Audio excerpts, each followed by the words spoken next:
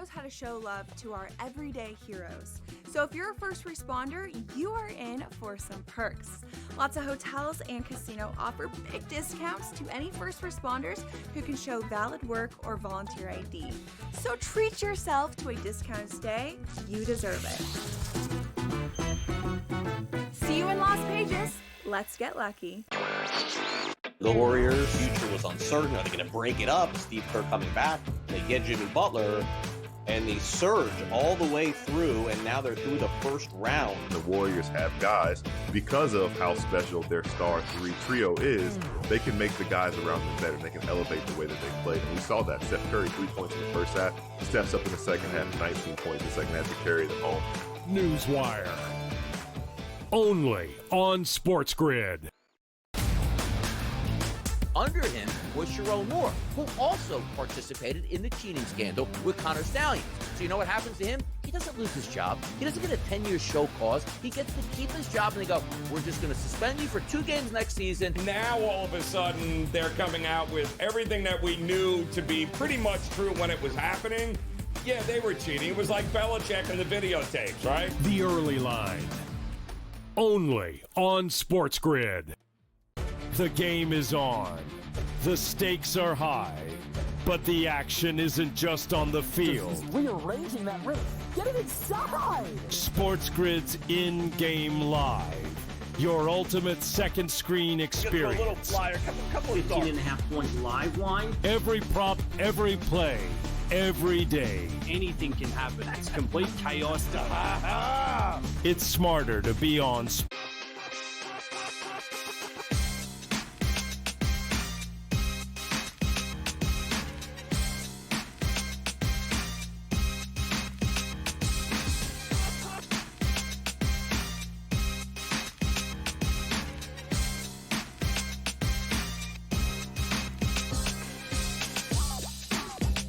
with you here on a Monday night on SportsGrid. It is Game Time Decisions. Kevin Walsh with you as we get set for a busy night in the association. 2 games with the NBA playoffs featuring the New York Knicks and the Boston Celtics. Late night, it'll be the Golden State Warriors hosting the Minnesota Timberwolves. The precursor to it all, the NBA Draft Lottery, a.k.a. this year, the Cooper Flag Sweepstakes. The presumptive number 1 overall pick out of Duke. We expect whoever tonight lands this first overall pick will be drafting Cooper Flag unless they trade that pick. Giannis Antetokounmpo news today out of Milwaukee that he is the most open he has ever been to a potential deal. Has created some more conversation around the future of even then Cooper Flag. And what if this pick lands in the hands of San Antonio, Houston, Brooklyn, some others? We'll talk about that all here tonight. But the main event on this Monday, rightfully so, it's in Madison Square Garden with the Knicks looking to take a 3-1 series lead, just like we saw the Indiana Pacers do last night against the Cleveland Cavaliers. Cleveland won the first 2 or lost the first 2 on the road, but the big Game 3 performance saw them flip back to series favorites. A lot of confidence was regained in the market for the Cavs.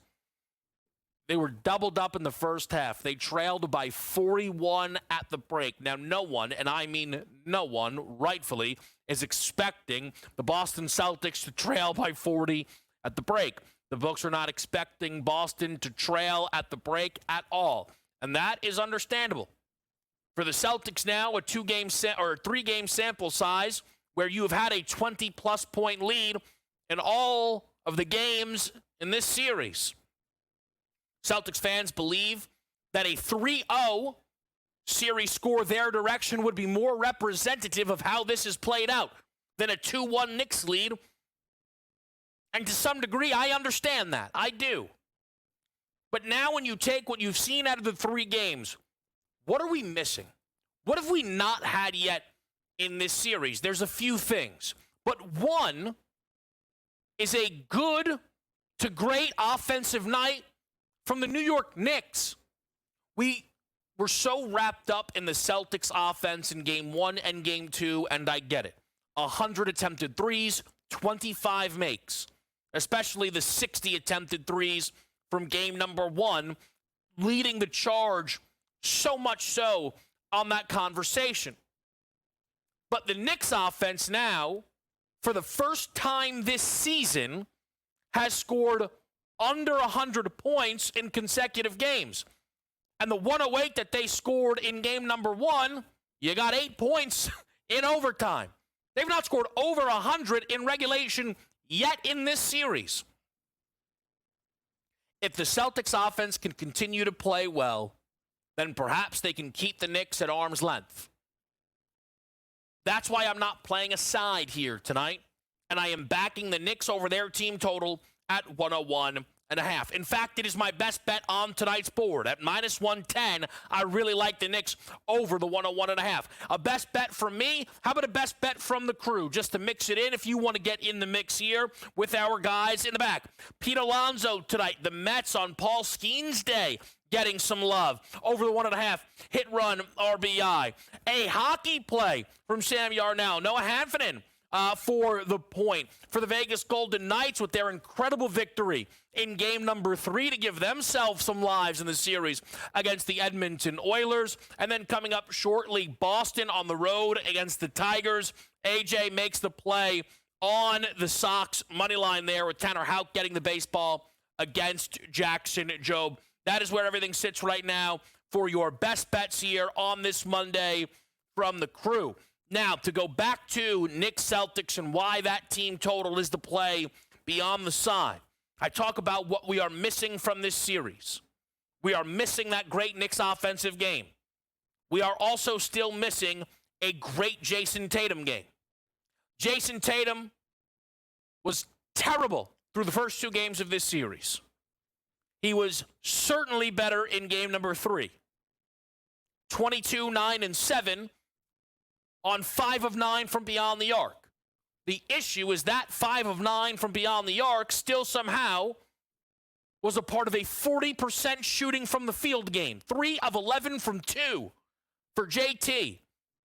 19.5 points per game on 32% from the floor. You cannot have an argument as one of the 5 best players in the world, have that stat line through 3 games, and possibly think that that is good enough. It's not good enough. But for Tatum, it should be an outlier. Going back through Tatum's, postseason catalogs, can you find similar stretches this long of this rough of an offensive performance? Games 3, 4, and 5 against Miami last year in round 1, the same amount of points scored, I believe, through a 3-game stretch was pretty inefficient, but still more efficient than this 3-game run here. Also, Miami was so lifeless in that postseason effort as they were this year to Cleveland. It feels a little different. I think you'd have to go back to Tatum's sophomore year, round 2 against the Bucks, where he got underway in that series through 2 games with 9 points on sub 25% shooting. He did get you 20 on 50 from the field against the Bucks in the 3rd game of that matchup, but also that is sophomore season Tatum. Year 2. This is NBA champion Jason Tatum, and we're still looking at the offensive numbers like these are not good enough, and they are not good enough. Tatum is going to leave this series with still questions to answer because he is not going to make up all the way the ground he has lost here to start this. But at some point, he's going to have a great offensive night. It very well could be tonight. And if it is tonight, then the Knicks better have that great offensive game because it's their only pathway to winning this game here in Madison Square Garden. For Tatum's questions, though, they are elevated because of his level and Boston trailing in this series. Jalen Brunson is potentially going to have some questions laid at his feet if this game is dropped tonight by the Knicks. Now, Brunson is still giving you 24 a game and still is shooting 38%. Compared to Tatum, he has been much better, flatly. There's no argument. There's no argument Tatum's direction in that one-to-one comparison. But Jalen Brunson's first 30-point game as a Knick in the postseason came in his 7th game, where they were in round number 2 against Miami. Since then, you will struggle to find multi-game stretches where Jalen Brunson did not score 30. It was a rarity. What you will not find is a 4-game run for Jalen Brunson since the start of his Knick postseason career, where he got that first 30-point game in Game 7, where he did not end up with a 30-point performance. It could be Brunson. It could be Tatum. It could be both.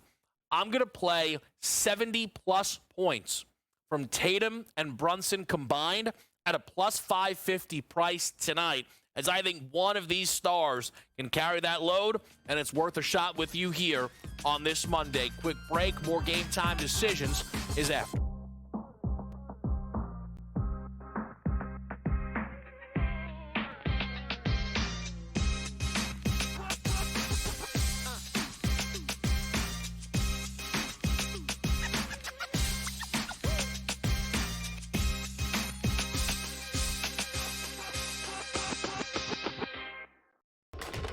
Enter into the magical world of McLuck.com, where even the smallest of spins can win real cash prizes.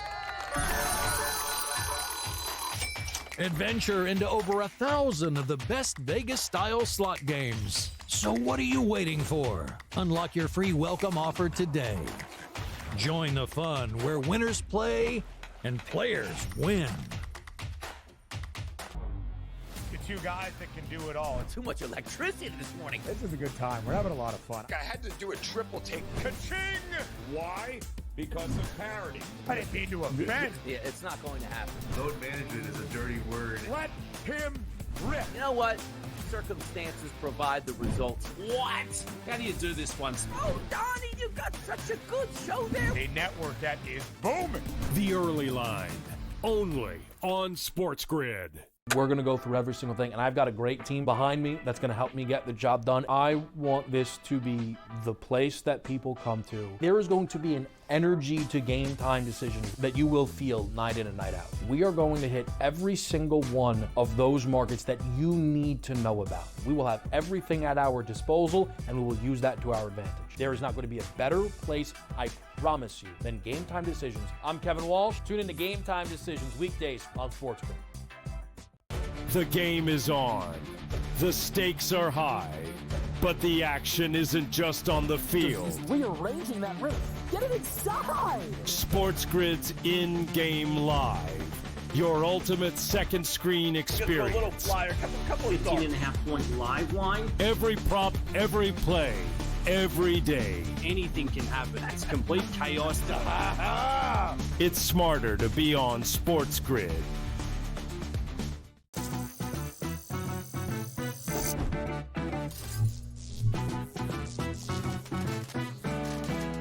Did you know sportsbooks tend to draw up tighter bet lines for events that get even more bettors, like championship games or major matchups? My tip, try betting on less popular sports. You might have a better shot at beating those odds. Now, go get lucky. See you in Las Vegas. Let's get lucky.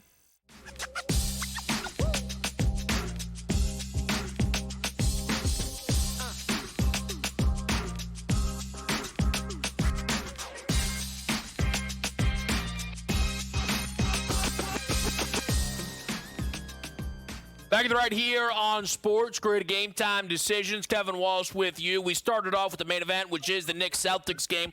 We'll talk to someone who was actually at Madison Square Garden, our guy Bobby Kravitsky, in just a little bit here on Game Time Decisions. But first, we talk a little bit about everything else that we are offering up here on this Monday night. That's Golden State, Minnesota in game number 2, where the T-Wolves look to grab themselves a 3-1 series lead. There's aspects of this series that I just can't seem to figure out, and I cannot figure out why Minnesota's offense is not able to just produce more. I do not feel like the Warriors ultimately have enough to fully score or to fully stop Minnesota from scoring. And you look at it, Julius Randle's kind of having the series of his life, but Ant Edwards cannot find consistency, which is to some degree unforgivable because who is Golden State throwing at him to stop him? Not really much of anyone. Rudy Gobert should be far more of a lob threat than he is. I know Gobert being played off for the court in the postseason is something we talk about. It's way too accepted. He has one game with 10 points so far in this postseason. Of course, it was 27 points because he turned into prime Shaq in Game 5 against the Lakers. But the Minnesota Timberwolves, who were in the conference finals last year, made a huge move this offseason that they thought to some degree was going to help them stay the level, and they are favored to ultimately make the conference finals again. I don't give them much of a chance if they are playing OKC. But even if that is the case, that should not just be flatly something that we accept. And I've found Minnesota on a game-to-game basis now in the series to be a bit frustrating to attack. So I'm not attacking that side tonight. And I'm going to play Golden State's Jonathan Kuminga under 17.5 points. Look, shout out Jonathan Kuminga for getting himself a 30-point postseason game performance. Somehow, some way, despite massively losing his spot in this rotation, being a DNP coach's decision in games 1, 4, 5, and 6 against the Rockets, only really probably playing in game number 1 because of an injury to Steph. He probably only really played any minutes because of the injury to Jimmy Butler in the first series against the Rockets. The whole thing's been crazy. Somehow it gives you 30 points. That's great. 18 the game before that. Good for him. The field goal percentage, though, wildly unsustainable. 8 of 11 in game number 2, 11 of 18 in game number 3. I'll fade that. I like what Minnesota brings to the table on the defensive side of the basketball, as you all do. And I'm going to take my chances that tonight they upgrade Kuminga's slot on the scouting report and hold him under the 17.5. He's going to have to get a big uptick in volume if he's going to keep that same level of production. Playoff action elsewhere tonight. You know, of course, it comes in form of the NHL slate here. Carolina and Washington, game number 1. Edmonton and Vegas in game number 2. If you'd like a moonshot here on this Monday, the crew provided some. And Sam Yarnell actually went to the NHL awards column. Conn Smythe goes Tom Wilson. You're, of course, going to need Washington to complete a comeback in this series. Their deficit does give you some juice down the board if you are so inclined to back the Caps there. You're talking a 46-1 shot on Tom Wilson for a little moonshot Monday. Some other options, I already talked about Brunson and Tatum for 70+. That's plus 550. Casino Chris goes Fernando Tatis for a 5-1 shot for 2+ RBI. Tatis still having that MVP caliber season. And then Drake Baldwin from AJ. He's been really focused in on that NL Rookie of the Year market. It's a really wide open race here so far heading into the middle of May. Drake Baldwin for Atlanta getting some love for AJ. For me on the NHL card tonight, I opted for a shots on goal prop featuring a key guy from each one of these teams. I thought the NHL slate was a little bit tricky. I lean over in Carolina, Washington, lean under in Edmonton, Vegas. I thought about, Alton, some totals there. Do you play them straight? If I had a flat 7, I might have been inclined to get involved in that under between the game of Vegas and Edmonton. What I decided to do, though, was back some of the stars who I thought were in a good position to produce. Ovechkin, Aho, Draisaitl, Eichel. We're not, going off card. We're not going down board. But 2 shots on goal for each of those guys. This is on FanDuel with the plus price, plus 125 range there. It's in 60 minutes, so overtime action won't help us tonight. But I'm not banking on that. Again, superstars, Ovi, Aho, Leon, Draisaitl, and then Jack Eichel, all for 2+ shots, was how I look to play that NHL slate. Major League Baseball here on a Monday is underway already. Guardians and Brewers, scoreless, heading into the bottom of the 3rd, nearly actually finishing up 3 there. Boston, Detroit is underway. You may see a nerfy come in there. We are in the bottom of the 1st inning, but first base runner does get on for Detroit. And we just started out between Philadelphia and St. Louis. Phil's at home, booked his favorites with Chris Sanchez on the mound. Another tricky slate here tonight in Major League Baseball. There's a couple of spots I like. I think we could see runs tonight in Seattle, New York, with the Yanks staying out west there. Had a really big offensive series against the A's, looking for more of the same in the matchup here with the Mariners. You do have, I think, potentially a good night. Wyatt Langford, Kyle Tucker, if you're looking for some hitting props. Some pitchers that I'm going to back, though. Paul Skeens, 5+ strikeouts. If you play those alted down strikeout markets, if you find some guys that you can trust, I think it is worth an opportunity. I've often found DK to have the better payout on a strikeout prop parlay compared over to FD, so I did play it there at -106. Let's go Paul Skeens for 5. Let's go Jake Irvin for 5, as Jake Irvin gets the ball on the road for Washington against the Atlanta Braves. And then give me Michael King. Michael King, strikeout-wise, is in a major bounce-back spot.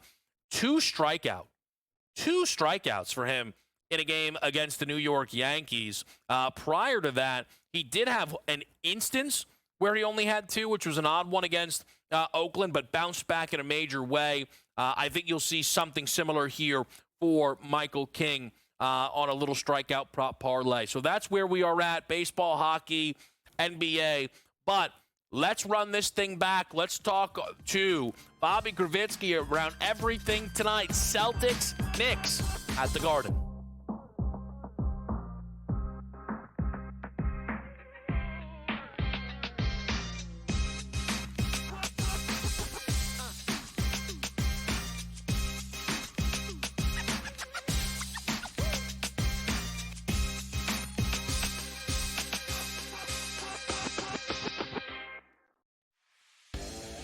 Think that there's something to the fact that they blow all these leads against the Edmonton Oilers? It's like the Oilers can be down 4 goals and they come back like it's nothing. We got a series now. I think this thing is going to reset, Scott. I think home ice advantage is going to hold true in this series. I think I told you that last week. I'm expecting this. I picked the Kings in 7 before the series started, and it's like plus 700. Pharrell Coast to Coast, only on SportsGrid. Under him was Sharon Moore, who also participated in the cheating scandal with Connor Stallions. So you know what happens to him? He doesn't lose his job. He doesn't get a 10-year show cause. He gets to keep his job, and they go, we're just going to suspend you for 2 games next season. Now, all of a sudden, they're coming out with everything that we knew to be pretty much true when it was happening. Yeah, they were cheating. It was like Belichick and the videotapes, right? The Early Line, only on SportsGrid. The Warriors' future was uncertain. Are they going to break it up? Steve Kerr coming back. They get Jimmy Butler, and they surge all the way through, and now they're through the first round. The Warriors have guys, because of how special their star 3 trio is, they can make the guys around them better. They can elevate the way that they play. And we saw that. Steph Curry, 3 points in the first half, steps up in the second half, 19 points in the second half to carry them home. Newswire, only on SportsGrid. We're going to go through every single thing, and I've got a great team behind me that's going to help me get the job done. I want this to be the place that people come to. There is going to be an energy to game time decisions that you will feel night in and night out. We are going to hit every single one of those markets that you need to know about. We will have everything at our disposal, and we will use that to our advantage. There is not going to be a better place, I promise you, than Game Time Decisions. I'm Kevin Walsh. Tune in to Game Time Decisions weekdays on SportsGrid.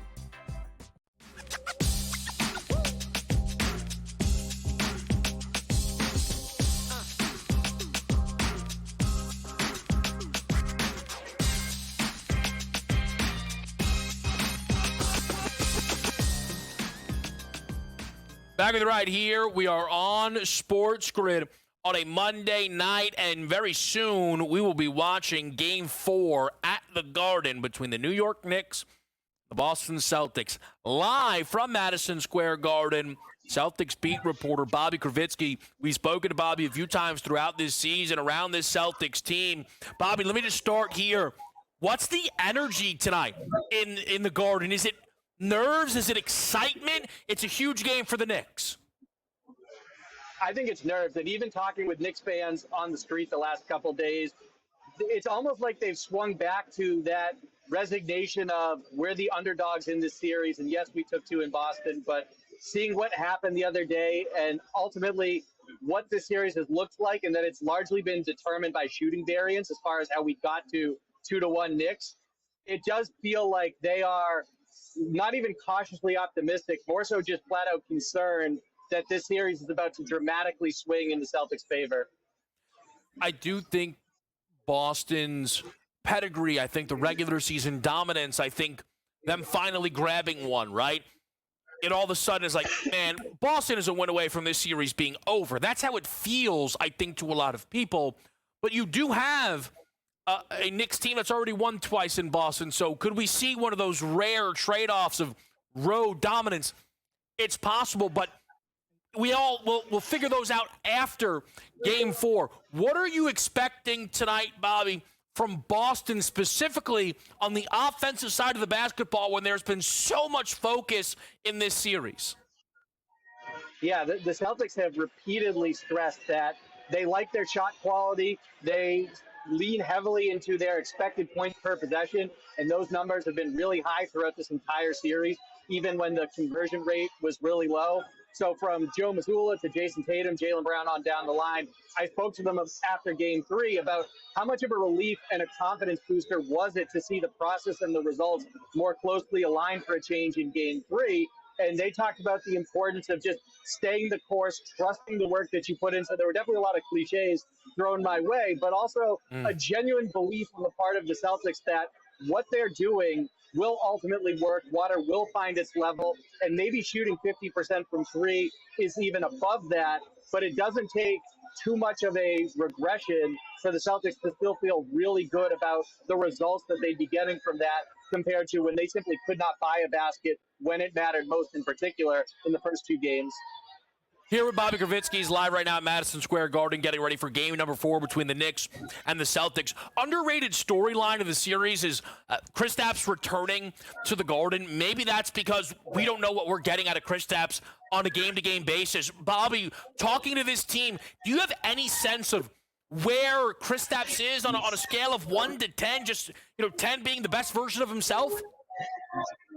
I think they've been really optimistic that at some point he would turn the corner. He's been seemingly battling with this on and off for months, so the idea that he's suddenly going to put it behind him entirely doesn't seem realistic. But even before they left for New York, Al Horford was basically saying, to paraphrase, that he just hopes and believes that Porzingis is going to get better and have more energy and be able to be more productive. But they certainly respect it. He's giving it his all. This is a guy that gutted through a gruesome foot injury and overruled the medical staff to play in Game 5 of the finals a year ago. So he has that warrior spirit and competitive mentality that as long as he can suit up, he'll be in the lineup. He's giving them what he can. It's overall been a rough go, but watching him warm up before this game, Kevin, I do think he's demonstrating more energy than we've seen from him recently, pregame at least. We'll see if it translates once tip-off happens, but they didn't start him the other night. They brought him off the bench. I thought that was a really smart move to manage his minutes.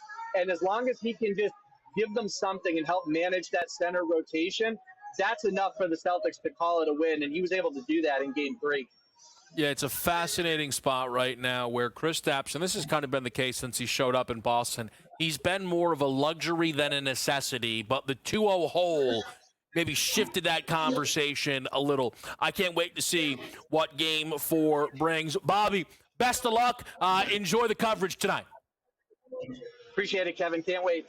All right, great stuff as always there from Bobby, helping us out, getting ready for a really, really big game tonight, of course, in this series.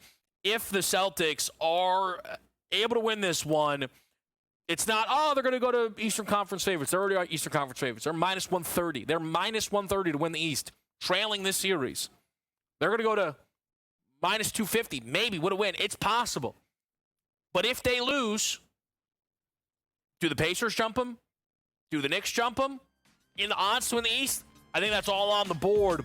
We'll find out. The NBA lottery is coming around the corner. We'll talk about it with you right here on SportsGrid.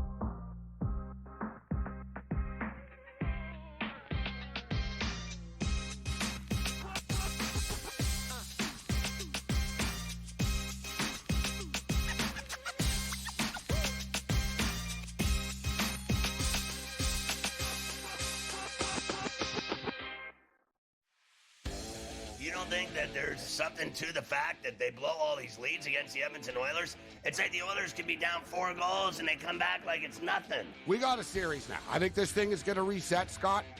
I think home ice advantage is going to hold true in this series. I think I told you that last week. I'm expecting this. I picked the Kings in 7 before the series started, and it's like plus 700. Pharrell Coast to Coast, only on SportsGrid. Under him was Sharon Moore, who also participated in the cheating scandal with Connor Stallions. So you know what happens to him? He doesn't lose his job. He doesn't get a 10-year show cause. He gets to keep his job, and they go, we're just going to suspend you for 2 games next season. Now, all of a sudden, they're coming out with everything that we knew to be pretty much true when it was happening. Yeah, they were cheating. It was like Belichick and the videotapes, right? The Early Line, only on SportsGrid. The Warriors' future was uncertain. Are they going to break it up? Steve Kerr coming back. They get Jimmy Butler, and they surge all the way through, and now they're through the first round. The Warriors have guys, because of how special their star 3 trio is, they can make the guys around them better. They can elevate the way that they play. And we saw that. Steph Curry, 3 points in the first half, steps up in the second half, 19 points in the second half to carry them home. Newswire, only on SportsGrid. We're going to go through every single thing, and I've got a great team behind me that's going to help me get the job done. I want this to be the place that people come to. There is going to be an energy to game time decisions that you will feel night in and night out. We are going to hit every single one of those markets that you need to know about. We will have everything at our disposal, and we will use that to our advantage. There is not going to be a better place, I promise you, than Game Time Decisions. I'm Kevin Walsh. Tune in to Game Time Decisions weekdays on SportsGrid.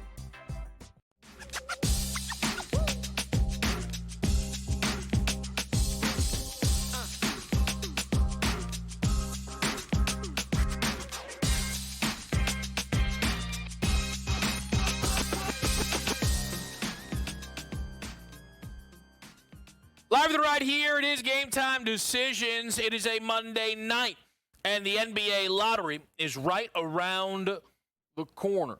There are odds, or there were odds, they've likely come and gone, for the odds to end up with the first overall pick. It is all too similar to betting on the coin toss. If you do it, you're looking to have fun. You're not beating the market. Like, if you're a Bulls fan and you bet the Bulls, you had fun, right? You can see those odds there. The Jazz, the Wizards, and the Hornets, all at the same price at plus 550. Again, one of the reasons it is so difficult to get to that number is 550 is, and this is so very nerdy, but I'll just do this for the gamblers out there, or those who maybe are considering it. That's 15.4% implied probability. Those teams have a 14% chance. Like, it's already factored in. So realistically, a fair price would be plus 614. It's just very tough when you, again, like with the coin toss, right? It's like, minus 105 either side. It's like, I'm losing. It's 50-50. This is an instance where the money line or the number is not really adding up. So that's from the betting perspective before it gets underway. All right. You then have the betting perspective of when this dust settles in about 15 minutes. What happens when we find out who ends up with the first overall pick? And Cooper Flagg is an incredibly anticipated prospect, but he is not in the Victor Wembanyama level tier of anticipation. I am removing what I think of Cooper Flagg. I think there's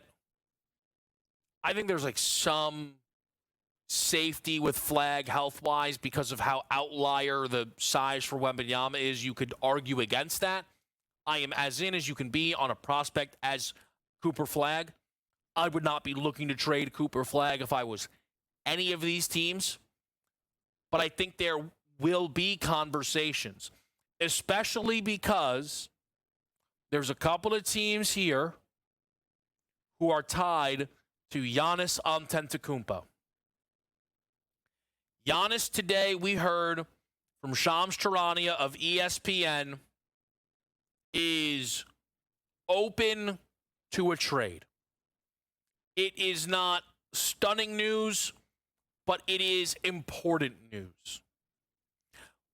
We have all wondered if Giannis would ask out of Milwaukee for quite some time, realistically, but we've really wondered that throughout that Pacers series. And on lottery day, we get the report that he is open to a trade. I do not think Giannis wants to end his time in Milwaukee forcing his way out of town. I think he is hoping that this is something that can be somewhat best for both parties. And usually, that is impossible. If Giannis is leaving, how could that be best for the Bucks? But I talked about when the Damian Lillard injury happened, that changed everything for the Bucks. You really cannot enter a season with one of the three best players in the world and have no chance to win a championship, and that would be the case for the Bucks with Giannis on the roster. And for Milwaukee, if Lillard did not get injured, first of all, they probably think to themselves, we could have beat the Pacers. They probably do. And then the Pacers are beating the Cavs, and the Cavs won 64 games. And so they're, right? That's part of it. But now, you don't have Lillard for next season. And we saw what it looked like without Lillard. You had no chance. None. Also, if you were willing to give up on the Lillard-Giannis pairing, but wanted to still stay competitive and move things around and be aggressive, Lillard was really the only trade chip the Bucks had for the offseason. So there's no real way to improve. It is a DOA year. That's a hard sell for everyone, especially Giannis, but even still in Milwaukee. Right? And you don't want to delay the inevitable. If Giannis is going to eventually leave, the sooner you do get rid of him, the better it would be for your franchise. So now if you're the Bucks, you look at tonight's lottery. San Antonio has their pick, plus Atlanta's. Houston has the Phoenix pick. There's a Brooklyn connection. There's a Sixers question mark. If any of these teams you believe would be willing to move on from Cooper Flag and return for Giannis Antetokounmpo, I think that becomes your number one rooting interest. I think when you consider age, health, contract, Cooper Flag is a more valuable trade asset than Giannis Antetokounmpo. That's what I believe of Cooper Flag. That means that he then has top 10 trade value in basketball, knocking on the door of top 5. And I feel good about that. I feel good about that. I really do. So I don't really think that a team like the Spurs should give up on a Wemby-Cooper Flag pairing for a Wemby-Giannis pairing, because that's the difference of maybe a title versus 3 titles. I 3 is better than 1. That's easy, right? If you're the franchise. If you are the Sixers, though, but it doesn't even matter. If you're the Spurs, maybe they disagree. And then all of a sudden that changes things. And that changes things when we get the look-ahead odds for next year's championship. Tonight, we'll I don't know. I don't think you're going to get Rookie of the Year odds tonight. But if you're trying to figure out those markets, maybe there's some landing spots that if Cooper Flag gets there, you'll feel as if the door is open for someone else to win it. If he does land with Philly, and they keep that team together, and Cooper Flagg is part of a starting five that has Maxey, Embiid, and Paul George, even if there are some very obvious jokes there of, come on, when are they actually going to all be available? But if you are a part of that team, maybe Coop is not able to impact the game as much because in year number 1, he might be guy number 4.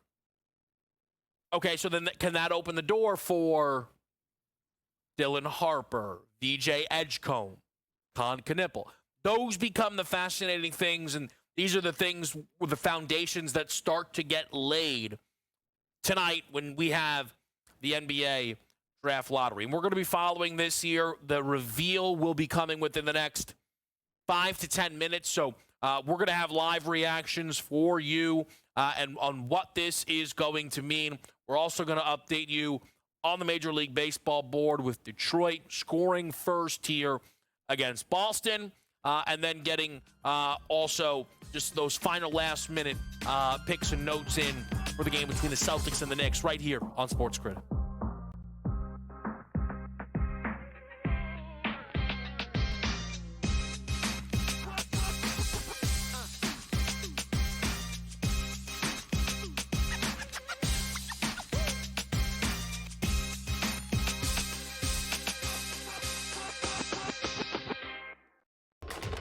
Enter into the magical world of McLuck.com, where even the smallest of spins can win real cash prizes. Adventure into over 1,000 of the best Vegas-style slot games. So what are you waiting for? Unlock your free welcome offer today. Join the fun where winners play and players win. Two guys that can do it all. Too much electricity this morning. This is a good time. We're having a lot of fun. I had to do a triple take. Ka-ching! Why? Because of parity. I didn't mean to offend. Yeah, it's not going to happen. Load management is a dirty word. Let him rip. You know what? Circumstances provide the results. What? How do you do this once? Oh, Donnie, you got such a good show there. A network that is booming. The Early Line, only on SportsGrid. We're going to go through every single thing, and I've got a great team behind me that's going to help me get the job done. I want this to be the place that people come to. There is going to be an energy to game time decisions that you will feel night in and night out. We are going to hit every single one of those markets that you need to know about. We will have everything at our disposal, and we will use that to our advantage. There is not going to be a better place, I promise you, than Game Time Decisions. I'm Kevin Walsh. Tune in to Game Time Decisions weekdays on SportsGrid. The game is on. The stakes are high. But the action isn't just on the field. He's rearranging that roof. Get it inside! SportsGrid's in-game live. Your ultimate second screen experience. Just a little flyer, couple of 15.5 point live line. Every prop, every play, every day. Anything can happen. It's complete chaos. It's smarter to be on SportsGrid.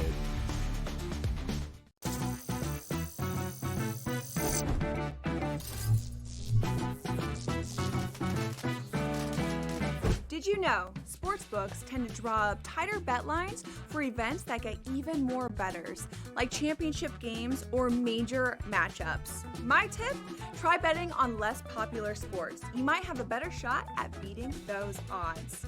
Now, go get lucky. See you in Las Vegas. Let's get lucky.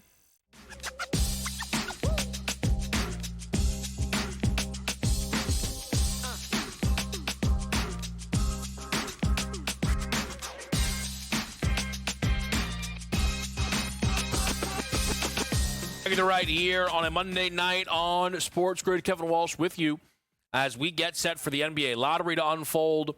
There are a lot of great storylines there.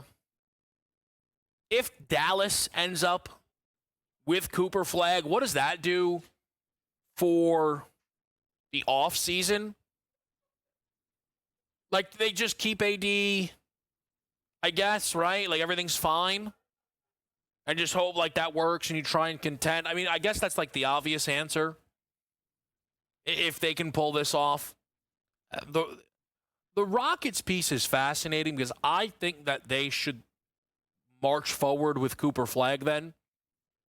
But I don't feel as if that would be Ime Udoka's preference in any capacity. I think he would much rather win immediately. I could be wrong, but his unwillingness to play Reed Shepherd this year suggests to me that that's just kind of how Ime goes. The Brooklyn Nets are another really fascinating one to watch here in this lottery just because they are tied to this Giannis situation.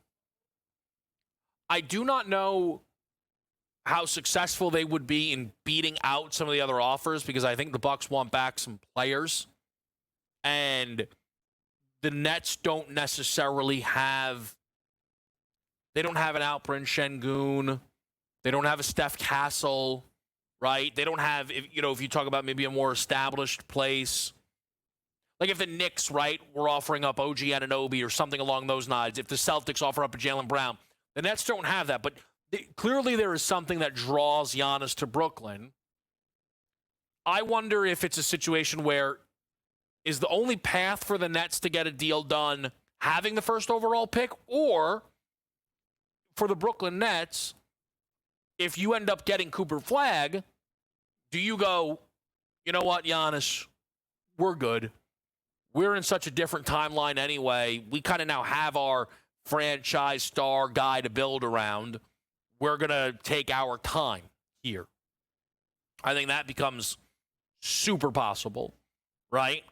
I think I'm trying to remember if they take a commercial break before giving us the top four. Hawks pick stays. So you see San Antonio, but that's not San Antonio's pick. So they still have a chance to end up with the first overall selection. And if you end up seeing, and they do this kind of all on the graphic. Atlanta has a pick from Sacramento. Again, there's a whole lot of moving pieces. But once it falls out of order, it means someone shot up the board. The Bulls' dreams of pairing Cooper Flagg with Matas Buzelis have gone up in flames. So do they just jump Dallas? So the Dallas Mavericks are now going to get a fourth overall pick, or top four. A top four pick now will go to the Dallas Mavericks. After losing Luka, nightmare trade everybody knows, the Mavs are going to end up with a top four pick. Here's the thing. If you're a Mavs fan, if you end up with the third pick, and the Spurs are now in the mix for a top four selection. This is going to be something. Now, does Dallas just try and figure out a way to get Giannis? Rumor is they might have tried to this past offseason. Nightmare for Brooklyn. Got jumped over twice. Down to the 8th slot. Down to the 8th slot for Brooklyn. If you're a Mavericks fan, though, right, you absolutely cannot. Did the Wizards just fall all the way back? Whoa. You win 18 games. You win 18 games. 3 of the teams that are inside the top 4 did not have a bottom 4 season. And the Jazz fall out, too. Unbelievable. I think Coop's going to be a Hornet. Isn't that, wouldn't the odds suggest it? Percentage to end up with the first overall pick based on the teams that are remaining. Dallas, 1.8. San Antonio, 6%. It's incredible. The whole thing's on Cooper Flagg. He tries to figure out where he's going to go. Philadelphia, 10.5. Charlotte, 14. It's a gap. It's a gap. If you put it in, the odds of Dallas winning this, 54-1. Just to give you some perspective. The odds for the Spurs, the pick, okay, I know they had a little bit of an increased chance, but the odds of that pick converting. Better than 15 to 1. The odds for... Are we really going to be in commercial break? Because we're coming up against one. They just took one. Of those options, let's talk this out, team. San Antonio, Dallas, Philly, and Charlotte. The Sixers one, again, to me, is just chaos. I said this before the show started. If they do win this lottery, I think one of two things happens. I think they either, we're trying to go no spoiler zone here, I think they either trade Cooper Flagg to Milwaukee, try and go Giannis Embiid championship, or they just trade Joel Embiid this offseason. Probably Paul George, too. Clear the runway for the Maxey Flagg pairing. Jared McCain there, bring him back.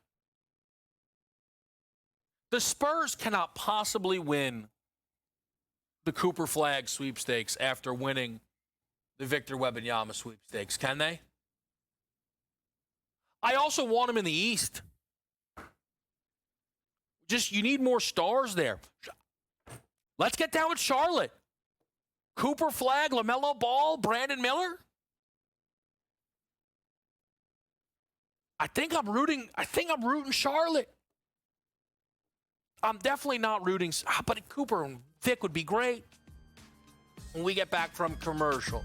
When we get back from commercial, we'll find out where Cooper Flagg is going, we think.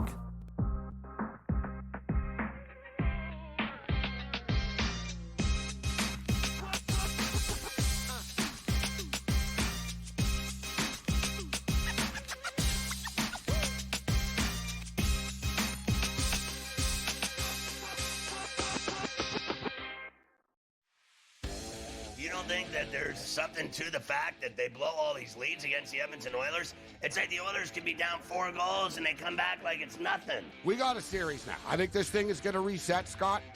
I think home ice advantage is going to hold true in this series. I think I told you that last week. I'm expecting this. I picked the Kings in 7 before the series started, and it's like plus 700. Pharrell Coast to Coast, only on SportsGrid. Under him was Sharon Moore, who also participated in the cheating scandal with Connor Stallions. So you know what happens to him? He doesn't lose his job. He doesn't get a 10-year show cause. He gets to keep his job, and they go, we're just going to suspend you for 2 games next season. Now, all of a sudden, they're coming out with everything that we knew to be pretty much true when it was happening. Yeah, they were cheating. It was like Belichick and the videotapes, right? The Early Line, only on SportsGrid. The Warriors' future was uncertain. Are they going to break it up? Steve Kerr coming back. They get Jimmy Butler, and they surge all the way through, and now they're through the first round. The Warriors have guys, because of how special their star 3 trio is, they can make the guys around them better. They can elevate the way that they played. And we saw that. Steph Curry, 3 points in the first half, steps up in the second half, 19 points in the second half to carry them home. Newswire, only on SportsGrid. We're going to go through every single thing, and I've got a great team behind me that's going to help me get the job done. I want this to be the place that people come to. There is going to be an energy to game time decisions that you will feel night in and night out. We are going to hit every single one of those markets that you need to know about. We will have everything at our disposal, and we will use that to our advantage. There is not going to be a better place, I promise you, than Game Time Decisions. I'm Kevin Walsh. Tune in to Game Time Decisions weekdays on SportsGrid.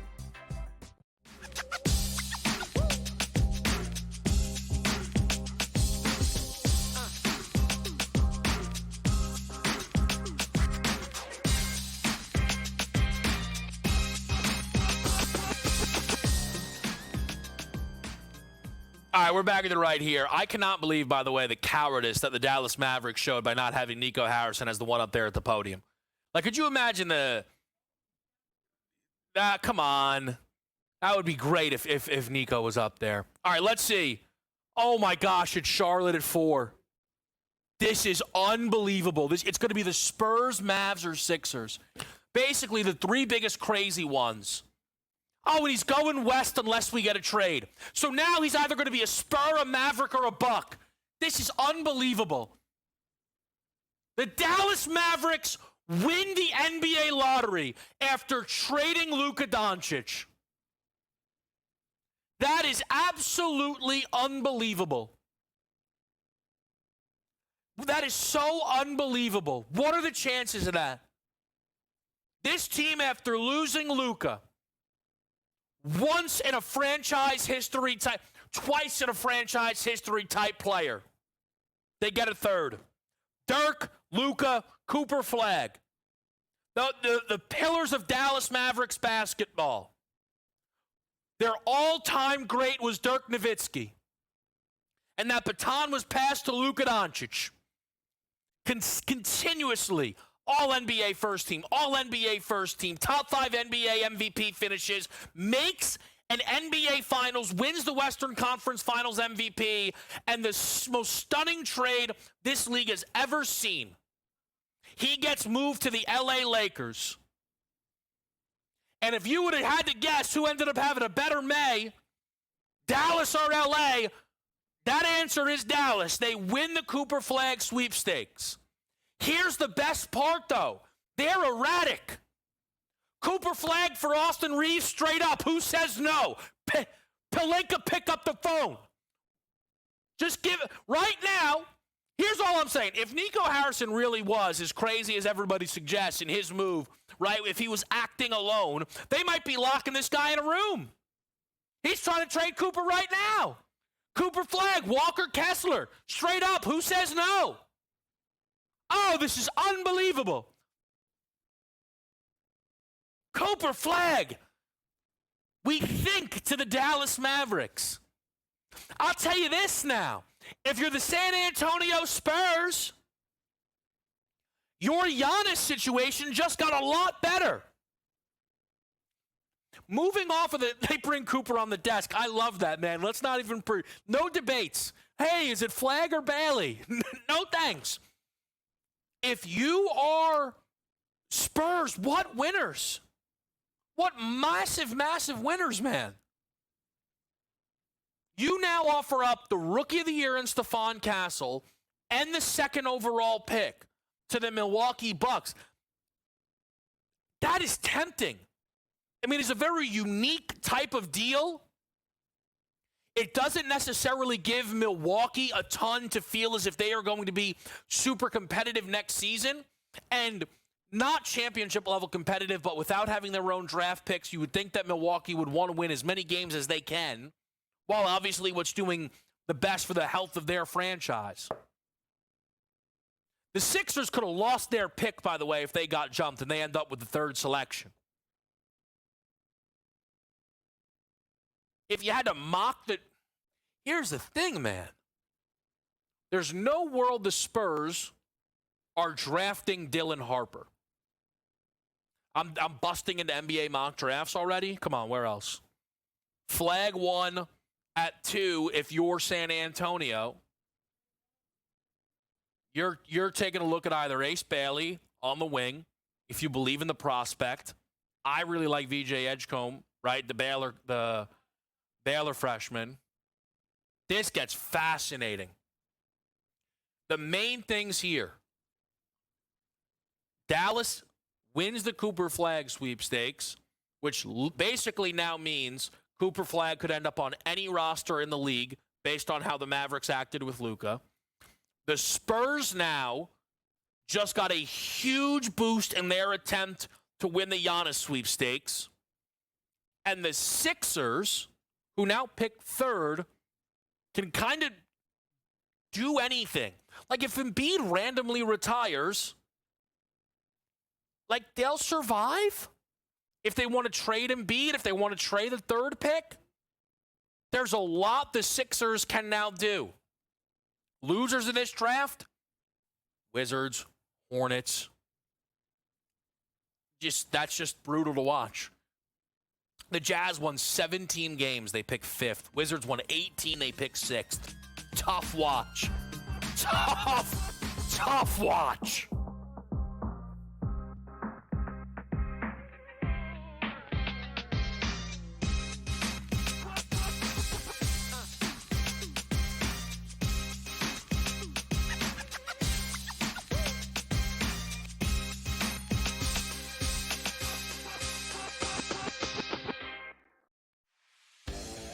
think that there's something to the fact that they blow all these leads against the Edmonton Oilers? It's like the Oilers could be down 4 goals and they come back like it's nothing. We got a series now. I think this thing is going to reset, Scott.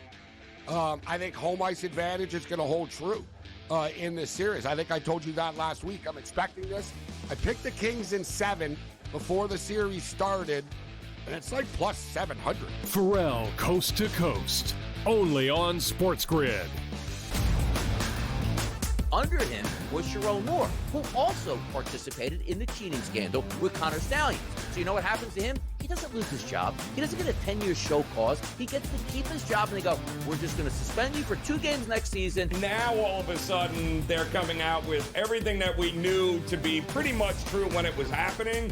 Yeah, they were cheating. It was like Belichick and the videotapes, right? The Early Line, only on SportsGrid. The Warriors' future was uncertain. Are they going to break it up? Steve Kerr coming back. They get Jimmy Butler, and they surge all the way through, and now they're through the first round. The Warriors have guys, because of how special their star trio is, they can make the guys around them better. They can elevate the way that they play. And we saw that. Steph Curry, 3 points in the first half, steps up in the second half, 19 points in the second half to carry them home.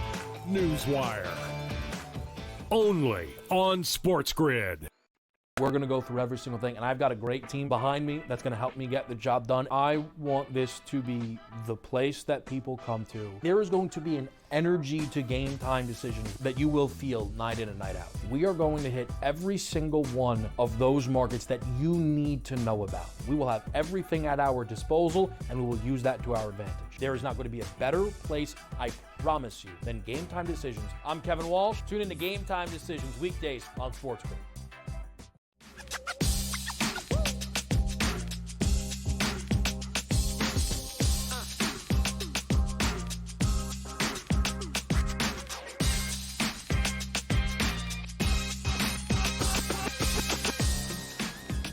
Back at it here on a Monday.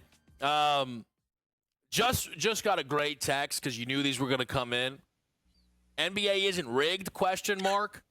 The theory, of course, being they said, hey, Dallas, if you trade Luka to the Lakers, help the ratings, boost new superstar, we'll give you Cooper Flag. Spicy conspiracy. I also think if I was Dallas, I would have been like, no, we're just going to keep Luka Doncic, see if somebody else can do that. I can't believe like the Luka Laker theories, who won the offseason stuff isn't done. The NBA is great. Let's talk to Andrew Kelly. Andrew, always great to have you joining us here. I don't know how much of an NBA lottery guy you are, but as you can tell, I loved it. What an electric 10 minutes. It was a crazy 10 minutes. That was the second they're like Dallas moves into the top 4. I was like, there's no way they're giving Nico this guy, are they? And of course they did. It was crazy. Well, the NBA is so it lives for these moments, and it was a lot of fun. As a Raptors fan, I found it not fun, but you know what? Well, I have a buddy over at Covers, John Meller. He just tweeted out Giannis to the Mavericks at plus 2,500. But I would say that Nico thinks he can get that trade done for AD in a first-round pick. Yeah, I mean, the Nico stuff is all too wonderful.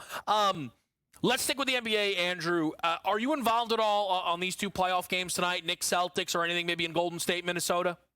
I'll be on the under. Like, if you still have time, especially under 208.5, I think it's a fine number. They've played below it, and I believe all 3 or 2 and pushed one of the other ones.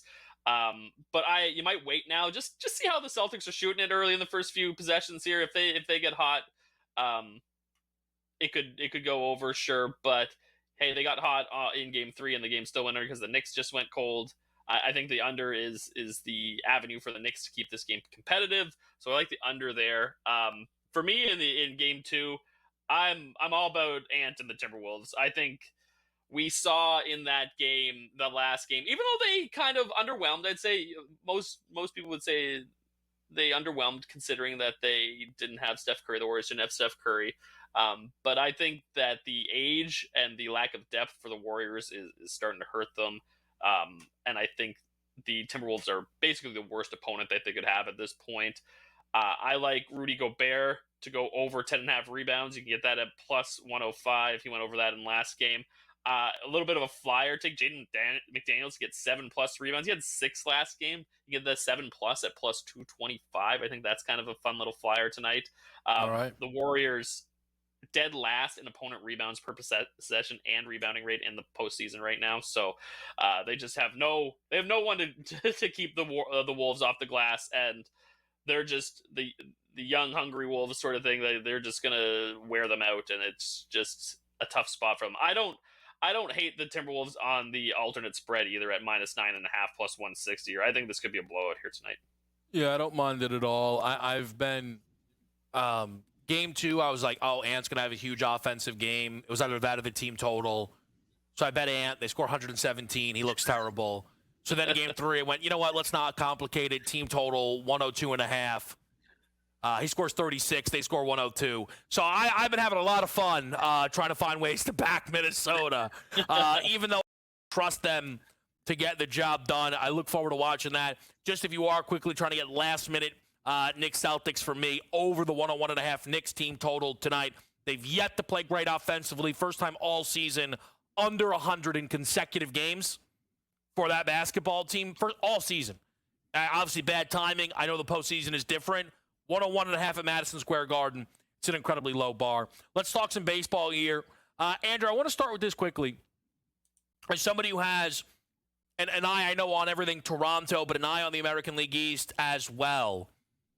It was supposed to be kind of a division where the Yankees were going to get a lot of threats. We didn't necessarily know from where. Boston had a stretch where they were awesome, then bad, back to now playing all right. Baltimore's a disgrace. Everyone there should be fired. I mean, it's unbelievable what they're doing. Tampa Bay, they don't have the mojo that they once did, I guess, of 7 guys you've never heard of, all with like all-star level seasons somehow. But the Blue Jays are sat there right in the middle. How do you feel right now at the AL East? Confused. Yeah. It's an absolute mess. If you had told me like just 3 days ago that the Jays would be at 20-20 and in third place, just 3 games behind the Yankees, I'd be like, I don't see that, because they're a really flawed baseball team. They've got like 4 major league hitters in that lineup, and then you're hoping for a lot of stuff out of young guys, right? Addison Barger's been really good the last couple games for him, but will he keep it up all season? Who knows? That's what they've been hoping for with the guys at the bottom of the lineup the last 2 seasons. And like I said, every team is flawed. The Yankees, outside of sorry, I'm blanking right now. Aaron Judge and reliever who I can't remember right now. Excuse me, I am just totally Devin blank. Williams we're talking about? No, they're closer now closer again. Oh, Weaver?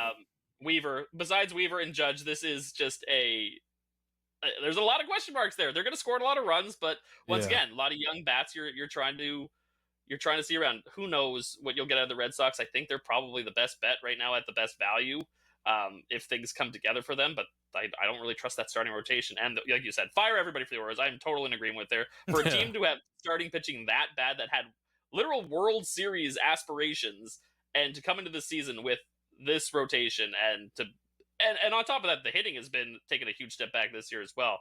But it's a mess. I think the Red Sox are probably the play. I do think the Yankees get it done at the end of the day, just because guys like Judge will carry them, and but I just don't see the value in betting them at this point. Talk to me then, Andrew. What are you on tonight's Major League Baseball card? What's jumping out to you? Anything maybe from the late slate? Late slate, I'm going over 4.5 in the first 5 innings between the Giants and the Diamondbacks. Merrill Kelly and Justin Verlander are like the perfect definition of like Met pitchers right now. They both are around league average when it comes to expected ERA. And I think that the Diamondbacks can do a good job against Verlander, and the Giants the Giants will be fine, even though their lineup is streaky. But right now, the streaky is kind of on a bit of an upswing, so they'll be fine against Merrill Kelly. I like over the 4.5 there. And something else I like is Soler. from the Angels to go under 0.5 hits at plus 105 as he takes on the Padres. Michael King going for the Padres tonight. Big Michael King fan. He ranks in the 80th percentile or better in expected ERA, strikeout rate, expected opponent batting average, and Solera is 0 for 11 in his career with 4 strikeouts against King. So obviously he's never been an average guy. He's gone hitless in 4 of his last 8 games. I think there's some value in him to put up another donut tonight. Yeah, it's going to be a fun little series with the Padres and Angels. I think just kind of to see if San Diego can keep up this dominance. I think that we're so early season that we try not to kind of overreact and run. But you might have this really fun battle all year long of Dodgers-Padres, Ohtani Tatis, NL MVP, and I think it's going to be something for us to keep our eyes on. Andrew, always appreciate it, man. Best of luck tonight on the baseball and the NBA slates. Thanks, guys. Good luck with your bets.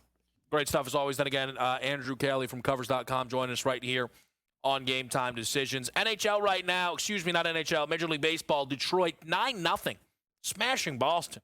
The Tigers are, sleeping giant is too strong, but if you are looking for, as it becomes 10-0, the American League team outside of the Yankees, the Tigers case is one that I understand if you make it. Milwaukee right now has Freddie Peralta pitching some really strong baseball. He's actually not pitching all that well. He's been efficient, only 76 pitches, but they're down 3-0 to Cleveland. Pittsburgh's up early on the Mets with Skeens. We'll talk about it all. Quick break, live with you right here on SportsGrid.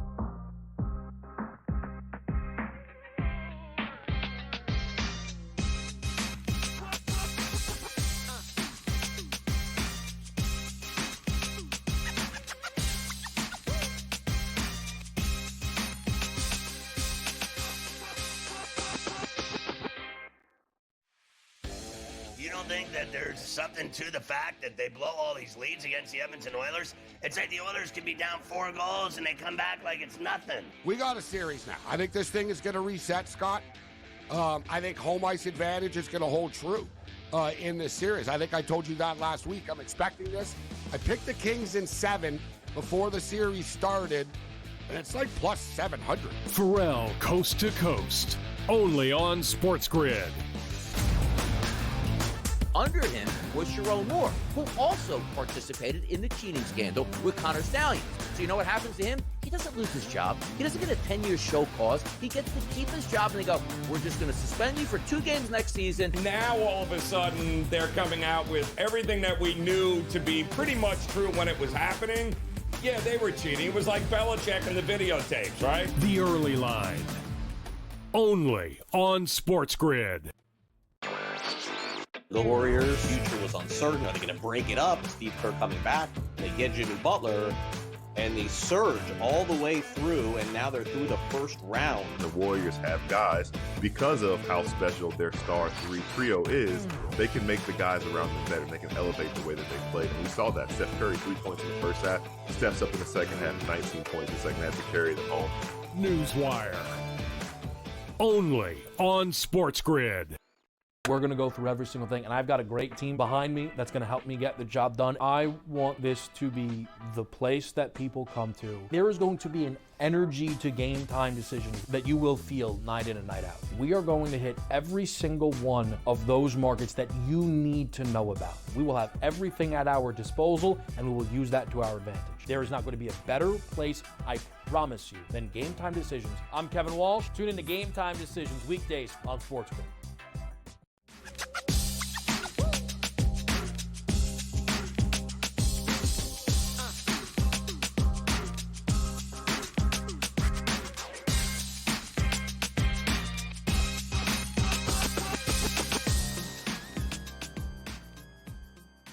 We're back at the right here, and it is Game Time Decisions. We're about to get underway. Knicks Celtics.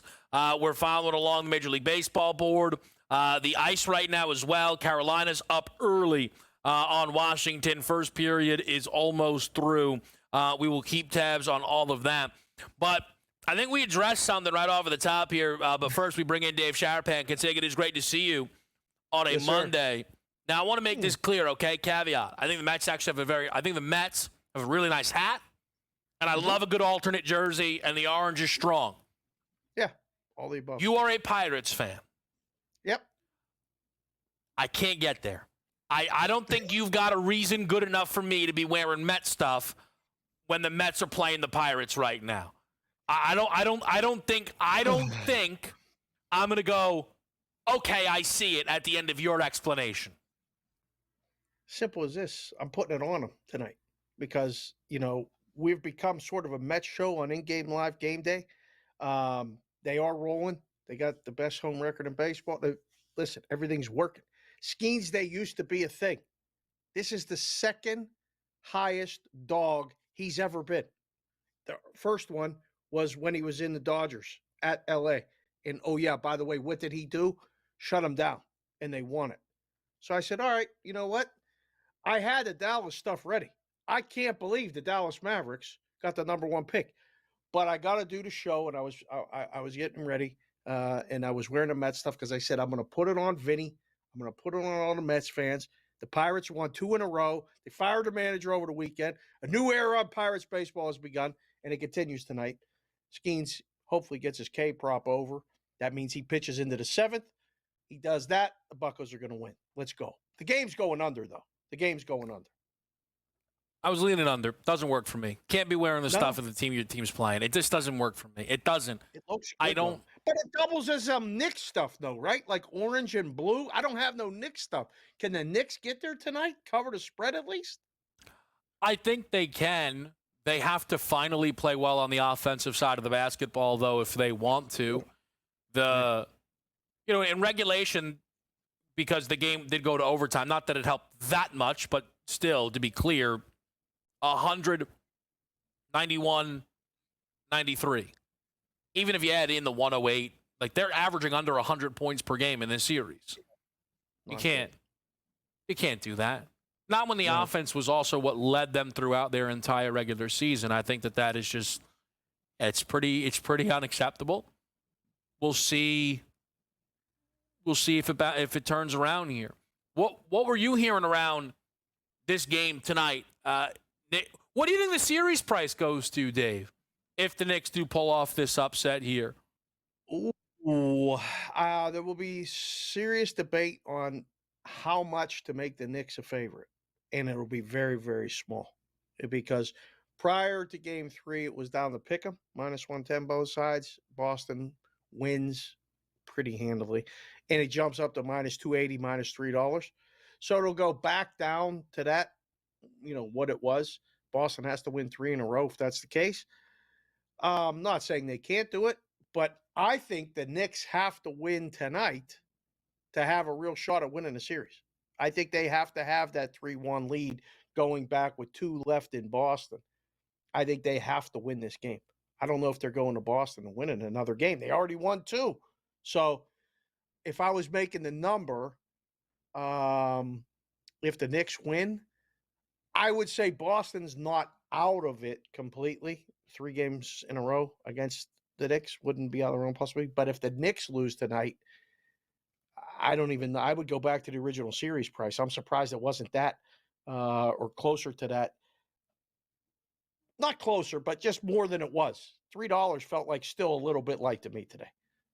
So, yeah, I think the problem, though, is I can't get to -400 Boston for the series if the Knicks win this game and I got to go -400 Knicks. Like, I think that's... Oh, hell no. You know what I mean? I get what you're saying, but we can't... Because here's the thing, right? The Pacers are -320 to Cleveland, which means the Knicks would be at least -280 to win the series. Well, I'm thinking -180. No. I think I'm going to move it to, just under $2. I'll let you lay it. Oh, you want to come in and lay it? You want to lay money with the Knicks, with the game in Boston, that they're going to be double-digit dogs? Yeah. Come on in, lay it. I don't want to make it 280 and let you have a free shot of the Celtics plus 240. Well, so I'm working off of what that Pacers-Cavs number is. Tell me this. Do you disagree with how strong Indiana is to Cleveland? No, I might make that one even higher. I mean, did you watch the game yesterday? I think Cleveland is done. You know what the problem is, I don't though? think the Celtics are done if they lose today.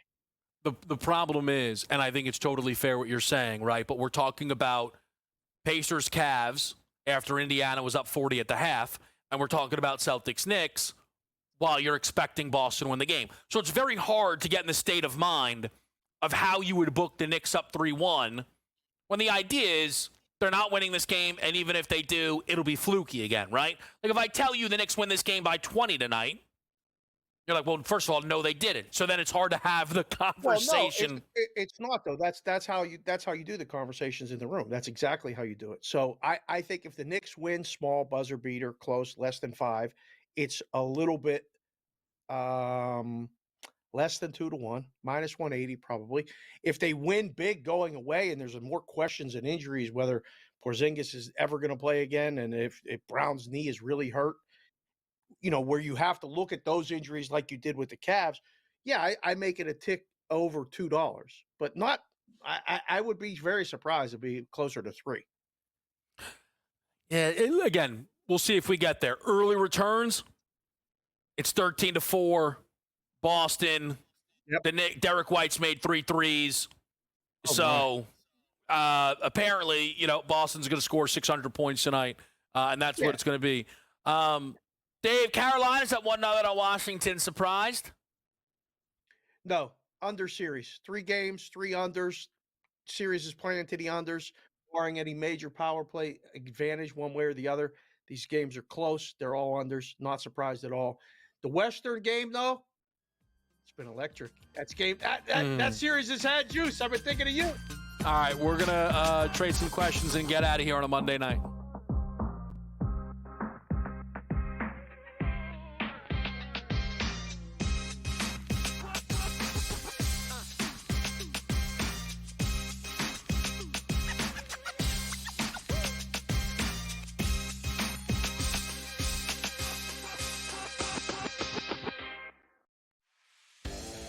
Think that there's something to the fact that they blow all these leads against the Edmonton Oilers? It's like the Oilers can be down 4 goals and they come back like it's nothing. We got a series now. I think this thing is going to reset, Scott.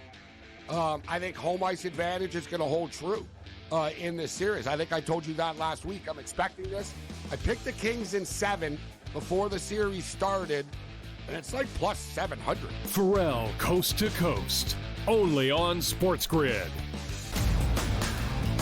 Under him was Sharon Moore, who also participated in the cheating scandal with Connor Stallions. So you know what happens to him? He doesn't lose his job. He doesn't get a 10-year show cause. He gets to keep his job, and they go, we're just going to suspend you for 2 games next season. Now, all of a sudden, they're coming out with everything that we knew to be pretty much true when it was happening. Yeah, they were cheating. It was like Belichick and the videotapes, right? The early line. Only on SportsGrid. The Warriors' future was uncertain. Are they going to break it up? Steve Kerr coming back.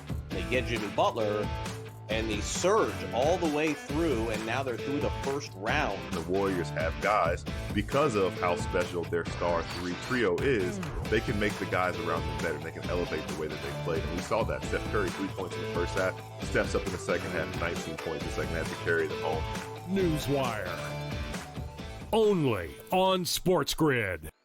We're going to go through every single thing, and I've got a great team behind me that's going to help me get the job done. I want this to be the place that people come to. There is going to be an energy to game time decisions that you will feel night in and night out. We are going to hit every single one of those markets that you need to know about. We will have everything at our disposal, and we will use that to our advantage. There is not going to be a better place, I promise you, than Game Time Decisions. I'm Kevin Walsh. Tune in to Game Time Decisions weekdays on SportsGrid.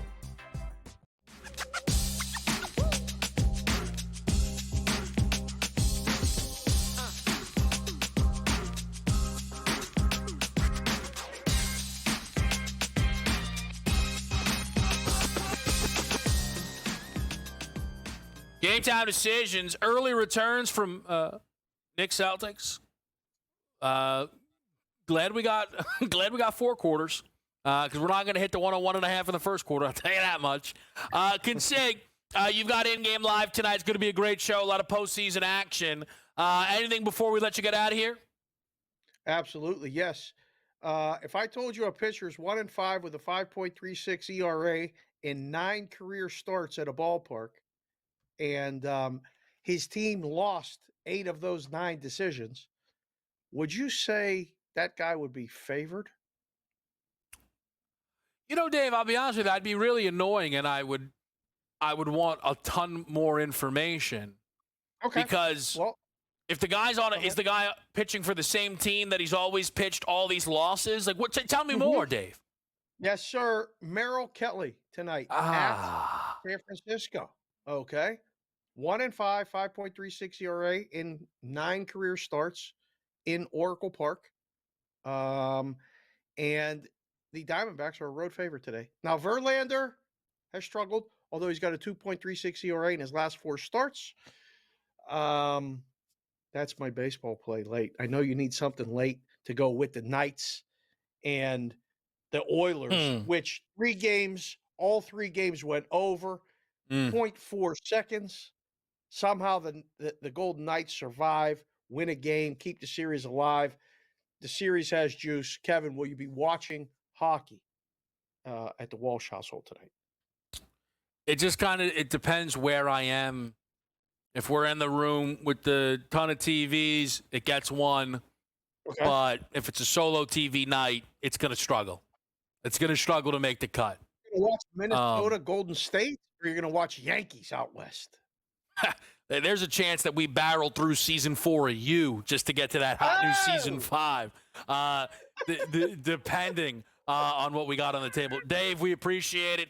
As always, again, in-game live with Consig. It does come up in just a couple of minutes, so keep it here. I want to remind people on the way out, moonshot style, if you are so inclined, the fellas put into some work into these. The Tom Wilson, Conn Smythe, it's what we call hashtag up against it. That's from Yarnell. You probably could get a better number if they're leaving the market open. Tatis, 2 RBI. So far, season ended today.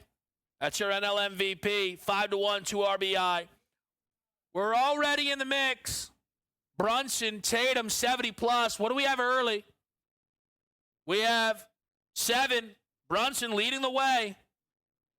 It's all right, Tatum. 1 for 3 from the field, 0 for 2 from 3. What are we supposed to expect from a guy who wants to be considered the best in the world? It's all right, kid. You just keep chugging away. Hey, you just keep chugging away, man. All right? 2028 Olympics, that's your time, pal. Drake Baldwin, NL Rookie of the Year, 25-1. AJ does bring some juice. I got to give him some credit here, man. I got to give him credit. It's an open market. He was texting me about it today. I did a scan. I thought Sasaki jumped out a little bit. 6-1. Just a scan. And I'll add this. If you say, hey, Kato, that's a little unfair. You're giving a 25-1 credit more than a 46-1. Okay, let me just say this. It could be 1,000,000,000. Tom Wilson ain't winning the Conn Smythe, all right? So we move off of it. Here's the other thing I know. I'm not seeing odds, but the D-backs just called up a guy, threw him on a fantasy baseball roster. There he is, 15-1, Jordan Lawler. Get on your horse, kid. Listen, why not? Why not? Don't forget to play Kuminga under the 17.5. I'll leave you with this. Within the next 72 hours, could be shorter, but within that span, if I'm doing the appropriate math, I teased this like a couple of weeks ago, but we've been working on a couple of things. You know, the show, the moving time to try to make up for some lost time. We are nearly there to give the people just a little bit of extra juice. I'd love to be able to let you know tomorrow. I'm hoping that's the case. If not, I would say the latest Thursday for sure. We always appreciate you guys hanging out with us here on Game Time Decisions. We'll do it all again tomorrow. Up next, in-game live, playoff style. Keep it here.